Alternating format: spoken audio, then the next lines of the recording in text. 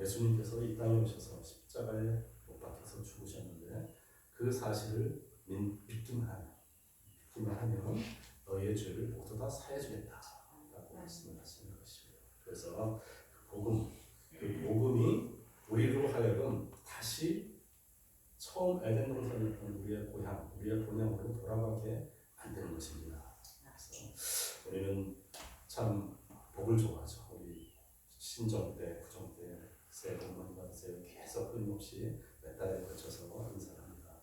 근데 우리의 기독교의 복은 이 세상의 복에서 끝나지 않습니다. 세상의 복을 충분하게 받고 또 영원한 천국의 복까지 받는 귀한 성도님들 되기를 축원합니다. 그러면 믿음이라는 게 이 예수 그리스도를 믿어야 된다는 이 복음, 요한복음 3장 16절에 보면 하나님이 세상을 이처럼 사랑하사 그 아끼신 독생자까지 우리에게 주셨는데 그 독생자가 우리를 위해서 우리의 죄를 다 짊어지고 십자가에서 돌아가셨다는 것을 믿기만 하면 너희는 멸망하지 않고 영원한 생명을 천국에서 다 만끽할 것이다 라는 그 복음을 주셨어요. 근데 이론적으로는 알겠는데 과연 우리가 믿음 생활이라는 게 무엇인지, 또 믿음이라는 게 어떤 건지, 믿음이라는 게 나는 믿습니다. 입으로 아무리 그래도 어떨 때는 나도 내가 주님을 잘 믿고 있는 건지, 내가 믿음 생활을 잘하고 있는 건지 남들한테 얘기 못해도 나 혼자 좀 퀘션 마크가 될 때도 있어요. 그렇죠? 그래서 한번 믿음에 대해서 먼저 한번 살펴보고 다시 한번 우리가 가장 중요한 문제이기 때문에 그렇습니다. 이거는 알아도 되고 몰라도 되게 하는 게 아니라 또 믿어도 되고 믿었다고 치고 넘어가는 게 아니라 정말 믿음의 본질이 어떤 것인가라는 것을 한번 짚고 넘어가기 원합니다. 그래서 믿음은 어떤 것인가? 믿음은 무엇인가? 믿음은 첫 번째 예수 그리스도의 구원의 십자가를 믿는 것입니다. 아멘. 이 체험적인 믿음이에요. 우리가 산수나 수학에서 1 더하기 1이 2가 되는 것은 우리가 계산을 해보니까 믿어요. 그리고 누가 뭐라 그래도 내가 한번 계산을 해봤기 때문에 그것은 믿습니다. 그런데 이러한 이론적인 영역에 있어서는 예수 그리스도의 십자가 구원을 내가 믿습니다라고 말은 하지만 그 정보를 잘 모르겠는 거예요.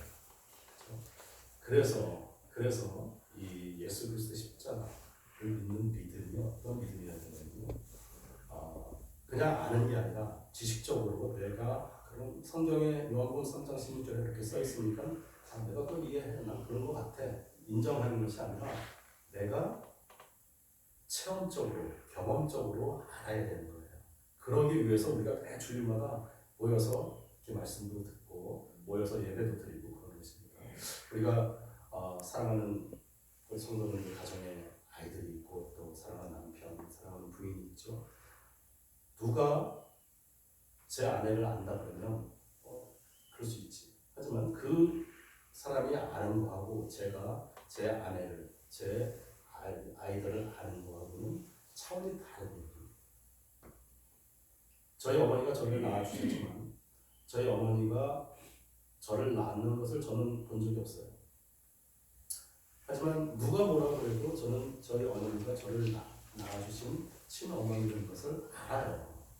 어떻게 알아? 그 수많은 세월 동안 저희 어머니께서 저에게 사랑으로 키워주시고 아주 어렸을 때 기억날 서너 살 때부터 저는 어머니 얼굴을 기억을 하고, 예수님을 믿는다는 것은 성경책에 나오는 예수님을 이론으로 아는 것이 아니라 날마다 시간마다 내가 예수님과 동행한 세월이 10년이다, 20년이다, 30년이다, 아침부터 저녁까지. 그래서 누가 뭐라 그래도 그래서 초대교회 우리 그 성도들은 또 순교의 그 영성을 가진 성도들은 목에 칼이 들어와도 나는 예수님을 부인할 수 없습니다. 이야기할 수 있는 것은 내 마음 가운데 수학 공식보다 더 확실하게 믿어지는 것이 나의 예수님이다 라는 고백이 우리의 고백이 되기를 축원합니다. 그리고 또 믿는다는 것은요, 의지하는 겁니다. 내가 사형수예요. 내가 죄를 짓고 이제 사형 날짜를 받아놨어요. 죽어야 돼.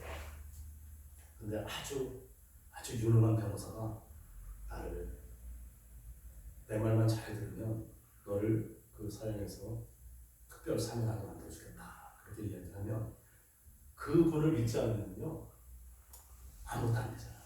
예수님이 우리의 변호사로 오셨고 예수님이 우리의 구원자로 오셨는데 예수님을 의지하지 않고 우리는 왜냐면 그냥 너무 예수님이 과연 해주실 수 있을까? 우리 삶 가운데서 기도하면서도 기도는 하는데 들어줘도 좋고 안 들어줘도 좋고 내가 열심히 하고 하는 거예요. 내가 고민도 하고 또 그렇죠. 주님은 그거 기뻐하시지 않으세요. 믿는다고 하는 것은 철저하게 의지하는 거예요. 내가 힘이 있어서 없어서가 중요한 게 아니라 주님한테 의지하는 거예요. 맡기는 거예요.